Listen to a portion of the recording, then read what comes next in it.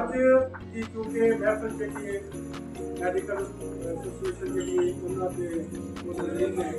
ਜਨਾਬ ਨਵੀਨ ਰਸੇ ਵਾਸਤੇ ਉਹਨਾਂ ਦੀ ਬਾਤ ਦੇ ਇਤਰਾਮ ਦੇ ਵਿੱਚ ਮੁਲਾਕਾਤ ਕੀਤੀ ਹੈ। ਮੈਂ ਕੋਈ ਚਰਚਾ ਹੋ ਗਿਆ ਤੇ ਆਪਣੇ ਨਾਲ ਮੁਸਤਰੀ ਦਾ ਦੋਸਤਾਂ ਦੇ ਮੁਸਤਰੀ ਦਾ ਅਲੀ ਕੋਈ ਚਰਚਾ ਦੇ ਵਿੱਚ ਕੁਝ ਜਿਹੜੇ ਨੇ ਸਾਡੀ ਵਿਚਾਰੇ ਆਪਣੇ ਆਪ ਨੂੰ ਬਚਾਉਣ ਵਾਸਤੇ ਉਹਨਾਂ ਕਾਲ ਕੀਤੀ ਇਹ ਸਾਡੀ ਜਿਹੜੇ अपने अपने जीवन अपने परिस्थिति में बचाने वास्ते इस तरह करो तो बड़े बड़े चोटी हाँ पत्ते ना रखिए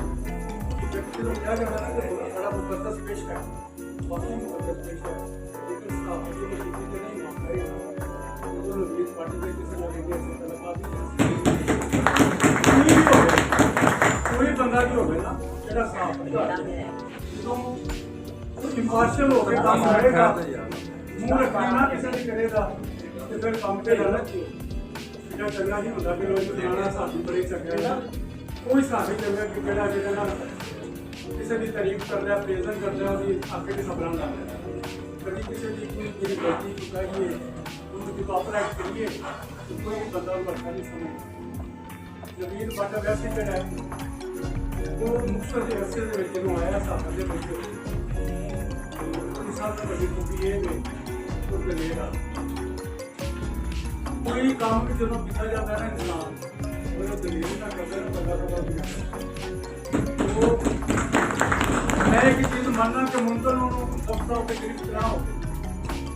वो वाकयाती की शहादत उसको अच्छे तरीके से बयान ना कर सकता हो लेकिन अल्लाह ताला ने कोई भी चीज़ देखी ना कि जो भी काम में पै जाता है उनको ना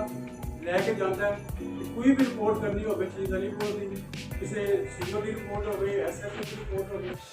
SPO बाबरा की हो घबराना नहीं जो भी हकीकत है देख के तो लाभ